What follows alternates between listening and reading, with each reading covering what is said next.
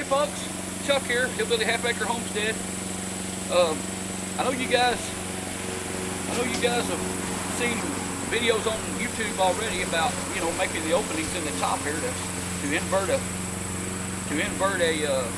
mason jar, a regular mouth mason jar, as a feeder for your newts. Okay, it comes in especially handy when you're making splits in the spring. You know, or even if this is for a 3-frame, what I call my 3-frame nuke, but you can do the same thing on a 5-frame, say if you were starting packages in them in the spring. But what happens when you want to take that jar out?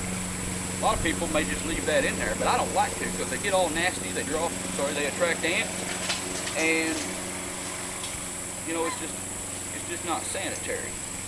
So what I like to do is, after I'm through feeding the nuke, I like to collect the jars, take the lids and the rings and the jar, run them through the sanitizing cycle in the dishwasher, and then put them away until I need them again. Well, the problem with that is it leaves this 2 3/4 inch hole at the top of the lid. Okay? And you can put a screen on here if you want to. I've not seen it as necessary yet. Okay? But if later on I do, I can just cut out a piece of screen and just staple it over there. It's not that big a deal. But the way these set is, I'm afraid if I put screen across the bottom here, I'm afraid that bees may not reach the lid of the jar, because it doesn't set all the way down to the bottom the way these are. Okay? Anyway, so my answer to this problem is this. Just scrap wood. 2 pieces of wood, bottom, top, drilled together. This has got a slight bevel. This has got a bevel, so you can grab a hold of it, but it fits right in there. Isn't that cool? Okay. And if they start to get a little loose, just like with the cell bars on your grafting frame, you can dip them in a little bit of wax, stick them in there, and make that wax conform to the opening. And you know, they start to get loose again, well, I just dip them again, you know. One thing about beekeeping, you usually don't have a big shortage of wax. Of course, if you're making your own foundation, stuff like that, now you might have a shortage of wax. Anyway, I just thought that would be something neat, and I thought, well, heck, we'll just set the camera up, throw some video together, and show y'all how we done it. That way, if you're interested in doing something similar, you can. Have to do it exactly the way I do. There's, you know, you can change it. I'll show you the way I made it using the tools that I have available to me. Okay? So stay tuned, and we'll get right back with you and show you how it's done. Okay, folks, I've got a 3/8 inch. A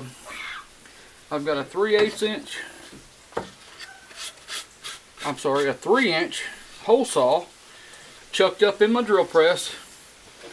Okay, and I've got it set to where this won't cut all the way through the wood one way. So what I'm going to do here, fire up the drill press, and what's going to happen is, being this is a 3-inch hole saw, that's 3 inches outer diameter. So if you take a 3-inch hole saw and you cut out a circle, with it, that's going to give you just slightly over 2 3/4 inches.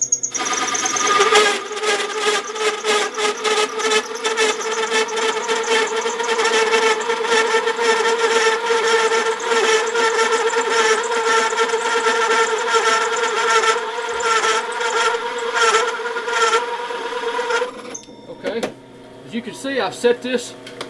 It's not cutting all the way through, okay? And that's what that's going to do, is that's going to eliminate tear out on the piece, because it's the center piece here that I want. I'm not really interested, even though I'm using a hole saw, I'm not interested in the hole itself. I'm interested in the plug that's going to come out, okay? My 1/4 inch bit that's in the center of the hole saw, it went all the way through, so that's going to line us up from the other side, okay? So we flip it over, we line the center point up. There we are. And now, hang on to the wood. Okay, it's going to get noisy again.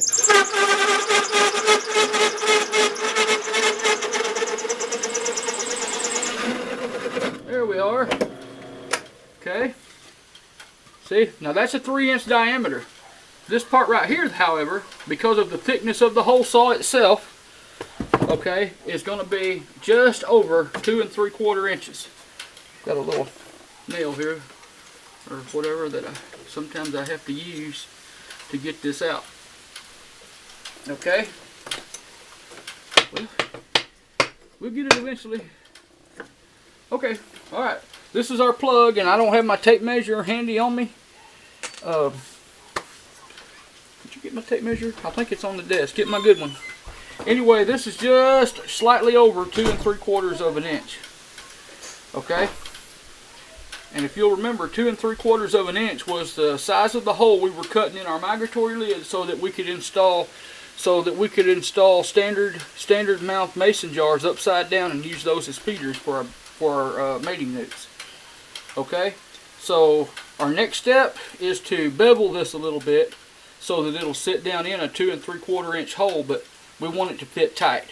Okay, so I'll meet you at the sander and I'll show you how I do that. Okay, folks, this is the migratory lids that we made for our 3-frame. Well, this is for a 3-frame. They can be for any size. You can do a wider 9-inch one here, or 9 1/4 inch would be for like a 5-frame or whatever. But any migratory lid that you have, you can cut a hole right at 2 3/4 inches in diameter, and you can turn a fruit jar. Is there a mason jar over there? There's one right over there in the yard. And you can turn it upside down in there.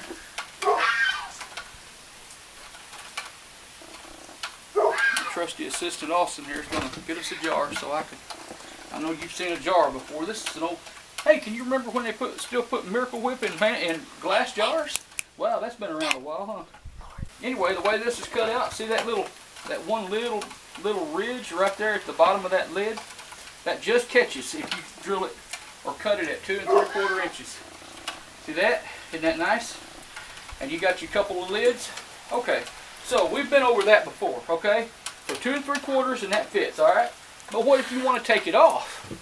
Here's the thing, what if you want to take it off? You got bees that are going to get wet if it rains, right? See, we got rain in the background here. And just having a rainy day today just kind of made me think, hey, what happens if? And I just decided I wanted to do something about it. Now this is the plug that I just cut at the drill press. See that? See how it fits?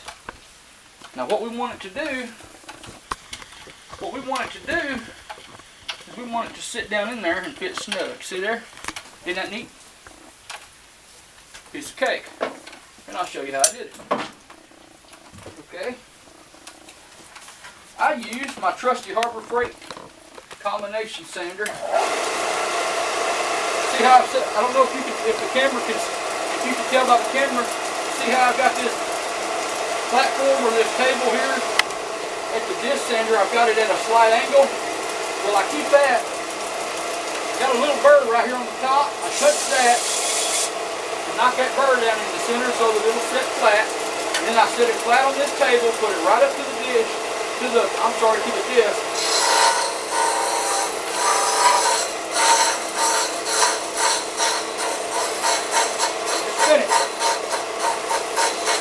Don't get too carried away, but if you go too far, you runt that piece. Okay? Now, I want that to fit just a little, I want that to sit down in there just a little bit farther.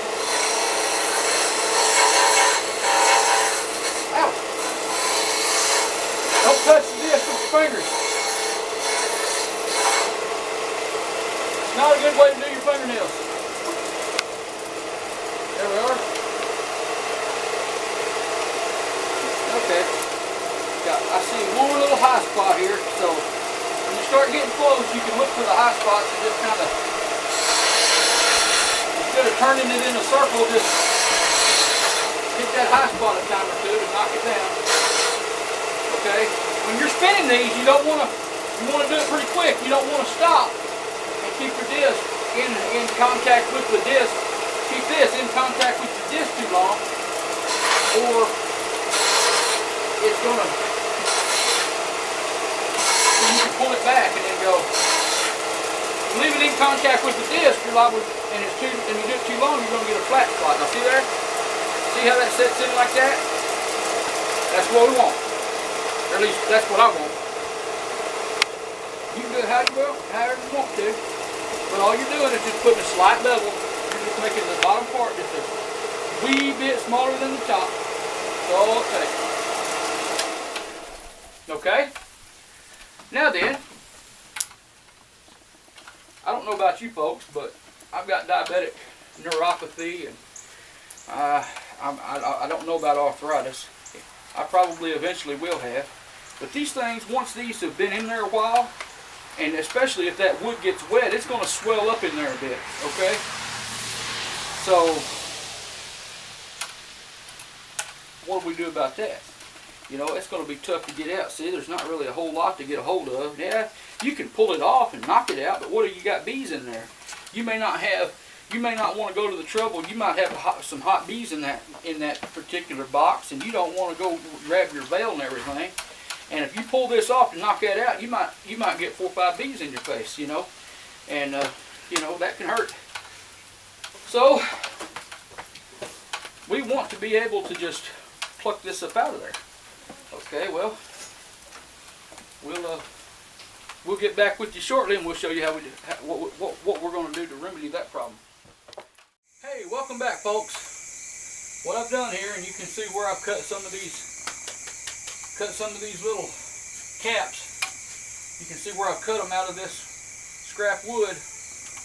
And what I've done here is I have installed a 1.5 inch hole saw now. Okay. And what I'm going to do is basically the same thing. I'm going to cut a plug out with that.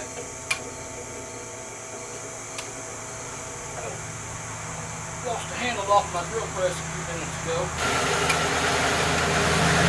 I'll work with it a little bit. Okay, here, I'm going to try to get out of your way.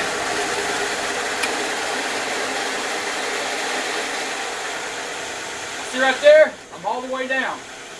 Okay? Now my drill press, I should have left that on. There we go.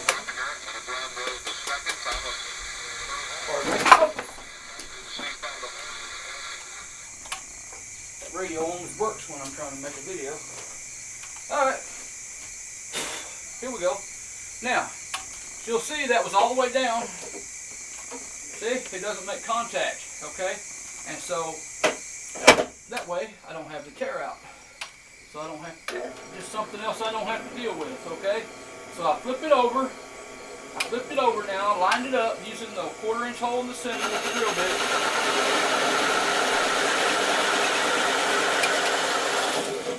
And there we go. I advise letting go of it and raising it back up just as soon as you get your plug cut, because this one's a little bit deeper than the other one that I used, and it can be a little more difficult to get your plug out. Okay, now we're going to go to the sander, and I'll meet back up with you there. Okay, folks, we're back at the belt sander here, or combination sander actually, and we're going to use the disc, and we're going to work this down, and we're going to put a bevel on it. And the reason that we're going to put a bevel on it, and I'll show you in just a minute, is it'll help us grip it.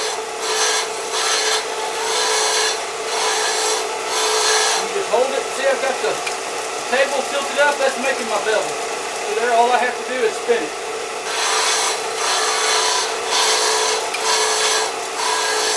Okay. Now, once you get all that done, see how there's a slight bevel? But what that does is that helps and makes it easier for you to grip. Okay? Isn't that cool? Alright. So, what we're going to do is, this is one of our caps, and we're going to put a handle on it, basically, is what we're going to be doing. We're going to line up the 1/4 inch hole, we're going to use a wooden dowel, a 1/4 inch dowel, and we're going to run the dowel through both pieces with a little wood glue. Okay, and then we'll sand them down, sand the dowel, we'll cut off the dowel, and we'll have a little bit left on the top and bottom. We'll just sand that down, and we'll have a nice little cap that we can grab a hold of, and we can, and it'll have like a grip. something that's a little bit easier. I don't know about, at least for me it is, a little bit easier to grab a hold of to pull these caps off once they've been on the nuke for a while and they've absorbed some moisture and what have you. Okay, so we're going to get set up for that real quick, and I'll get back with you then. Little knobby things. I don't know, what do you call them? Caps, I guess. We'll call them little caps. Now we're going to put our little caps together. Okay, put a little bit of glue. Okay, line that up there. Take a little.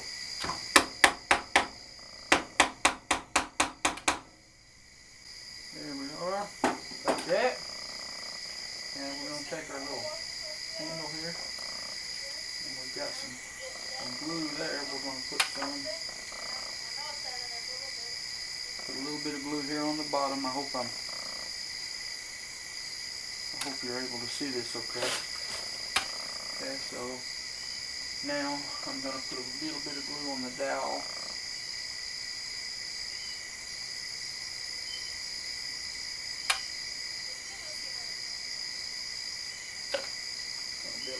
Messy, but we're going to put that on there, and we're going to push it down. There we are. See? No problem.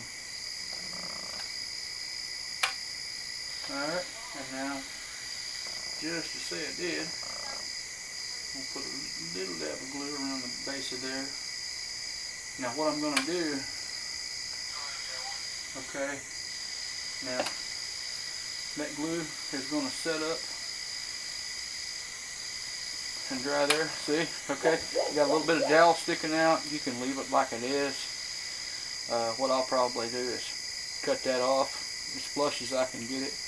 Once this glue is all dried, of course, and then I'll take and cut it down as flush as I can get it. Leave it a little bit proud, and then I'll go take it back to the combination sander over there, and I will put it, sand it down nice and smooth. Okay, so there's that.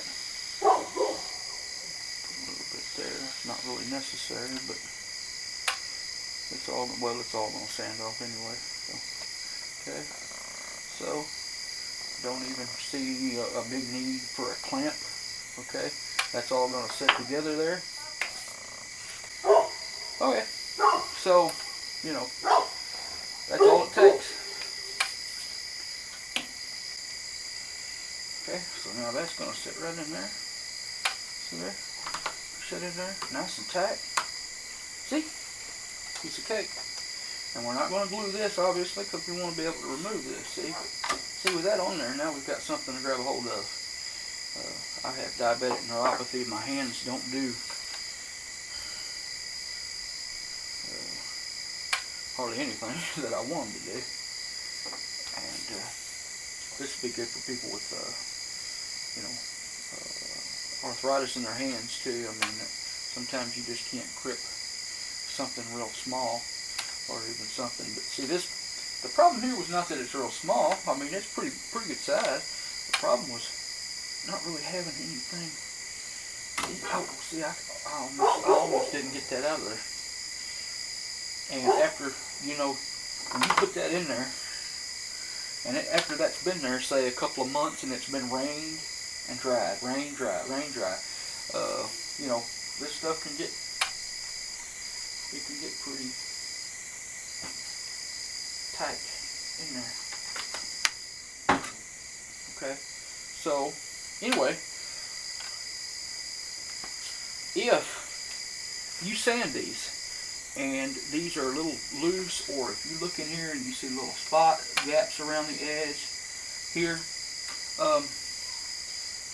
something that you can do is, once you've got this all dried, once all your glue's dried, and you cut off the dowels and you sanded it all down and you're ready to use it, okay, and you notice that there's a little gaps or places that water might still run down in, and you don't want that water dripping right on the middle of your frames, especially if you're trying to overwinter these things. I mean, that's a guaranteed way, to kill your colony. So what you can do okay, is grab a hold of this, melt you a little beeswax in a pan.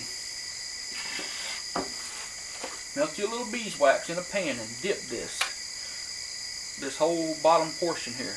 Dip that into some beeswax. Get it on there kind of thick, you know. And then, while it's still soft, take and press that down in here, and it'll mold that wax, okay? And it'll make a seal. And then when you pull it out, the wax will stay. Now you might have to redo it every so often, but come on, when you're a beekeeper, wax is pretty easy to come by, right? So, you know, not a big deal. I guess you could also use some kind of a silicone caulking of some sort, or something like that. But anyway, just a quick tip.